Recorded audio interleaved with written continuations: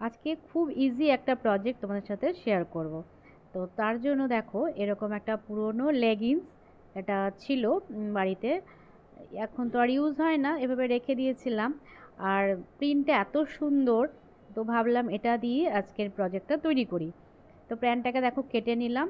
কেটে নেওয়ার পরে আমার যা মাপ সেই মাপ অনুযায়ী আমি কেটে নিলাম। নেওয়ার পরে দেখো দু রকমের কাপড় আমার লাগবে এখানে। ওপরের প্রিন্টেরটা পেয়ে গেছি, এবার আমি কন্ট্রাস্ট কালার হিসাবে ওই রেড কালার কাপড় আমি দিয়ে দিচ্ছি। এবার যে টুকরোটা নেবে মেন মিডিলে, তার থেকে 2.5 বা 3 ইঞ্চি কাপড় বেশি নিতে হবে নেক্সট পার্টটার জন্য, ঠিক আছে? এই যে দেখতেই পেলে, যেই মাপেরই কাটো না কেন, আর একটু রেক্ট্যাঙ্গেল শেপ হলে ভালো হবে, একটা প্লেসম্যাট বা টেবিল ম্যাট হিসাবে ইউজ করতে পারবে। তো সেই হিসাবেই তোমরা নিয়ে নেবে।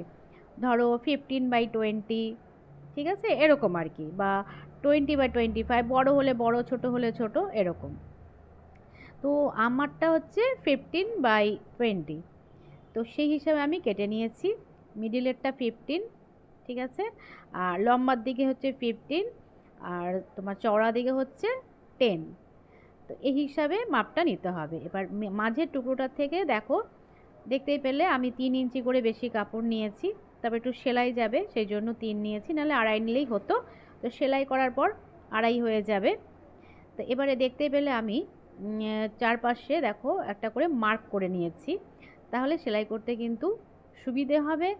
আর সুন্দর মানে সেলাইটা করার পরে দেখবে একদম সমান থাকবে। তো প্রথমে দেখো এইভাবে যে মার্কগুলো করে নিচ্ছি সেটার সঙ্গে মিলিয়ে মিলিয়ে প্রথমে পিন আপ করে নিচ্ছি, তারপরে সেলাই করব। আর পিন আপ করে নিলে জানোই যে কোনো রকম কাপড়ের ঝুল বেরিয়ে যাবে না, হ্যাঁ, ছোট বড় হবে না, সেই জন্য। তো এবারে এই দুটো টুকরোকে আমি জোড়া দেব। আর ওপরের পাটের কাপড়টা কিন্তু একটুখানি গ্যাপ রাখতে হবে, ঠিক আছে? একটুখানি গ্যাপ রেখে তারপরে সেলাইটা করতে হবে। এই দেখো আমি ছেড়ে দিলাম, একটুখানি গ্যাপ রেখে সেলাইটা ছেড়ে দিলাম।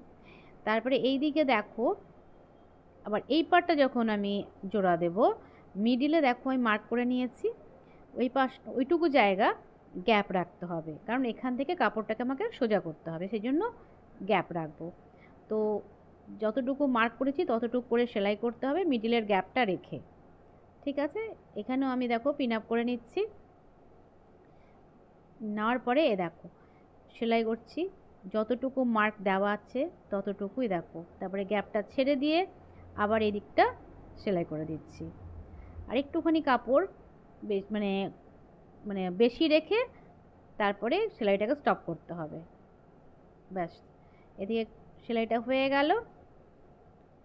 এ দেখো গ্যাপটা আমি রেখে দিয়েছি, এই জায়গাটা সেলাই পড়েনি ওই জন্য। এবার ওই দুটো সাইড এইভাবে আবার সেলাই করতে হবে।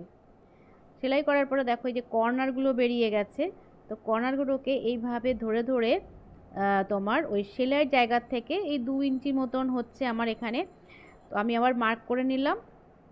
এ দেখো ঠিক এরকম আসবে, ঠিক আছে? এই কর্নারগুলো ওরকম মার্ক করে নেওয়ার পরে সেলাই করতে হবে, ওই মার্কিংয়ের ওপরেই সেলাই করব। এই দেখো যেভাবে মার্ক করেছিলাম ওটার ওপর দিয়েই সেলাই করে দিচ্ছি। খুবই ইজি, দেখো একদম মানে খুব অল্প সময়ের মধ্যে এরকম অনেকগুলো তোমরা প্লেসম্যাট বা টেবিল ম্যাট তৈরি করে নিতে পারবে। তো প্রত্যেকটা কর্নারকে আমি এইভাবে সেলাইটা করে নিচ্ছি আগে। তো দেখো সেলাই করার পরে এই যে কর্নারগুলো বেরিয়ে থাকছে, সেই জন্য এটাকে কি করছি, কাট করে দিচ্ছি। এ দেখো ঠিক এভাবে ধরে ধরে কাট করে দেবো, হয়ে গেল। এবারে এই যে ফাঁকা জায়গাটা রয়েছে সেখান থেকে কাপড়টাকে আমরা সোজা করে নেব। দেখো কত ইজি প্রসেস, কোনো রকম বর্ডারের জন্য আলাদা করে খাটুনি করতে হলো না, একদম খুব সুন্দর ইজি প্রসেসে চারপাশে দেখো খুব সুন্দর একটা বর্ডার তৈরি হয়ে গেল। এবার যে ফাঁকা জায়গাটা রয়েছে সেটাকে একটা চাপ সেলাই দিয়ে দেব ওপর দিকে পুরোটা, ঠিক আছে? এটাকে ধরে চারপাশটা পুরো সেলাই করে দেবো। আর কর্নারগুলো এত সুন্দর ফিনিশিং এসেছে, তোমাদের আমি দেখাচ্ছি এরপরে। দেখো পুরোটা আমি চাপ সেলাইটা দিয়ে নিচ্ছি ওপরে, তারপর একটু আয়রন করতে হবে। আয়রন করলে পুরোটা সেট হয়ে যাবে, সুন্দর একটা ফিনিশিং আসে। এই দেখো, দেখেছো কর্নারটা খুবই সুন্দর এসেছে। আর এটা কি হলো যে বর্ডারের জন্য আলাদা করে আমাদের স্টিচ করতে হলো না, একসাথে সেলাই করার পরে দেখো চারপাশে একটা বর্ডার তৈরি হয়ে গেল। কত ইজি প্রসেস। তো এটাকে ডাইনিং টেবিলেও তোমরা ইউজ করতে পারো, বা যে যেভাবে ইউজ করো না কেন। তো সুন্দর একটা তোমার টেবিল ম্যাট বা প্লেস ম্যাট তৈরি হয়ে গেল একদম ফিনিশিংয়ের সঙ্গে, খুবই ভালো লাগছে।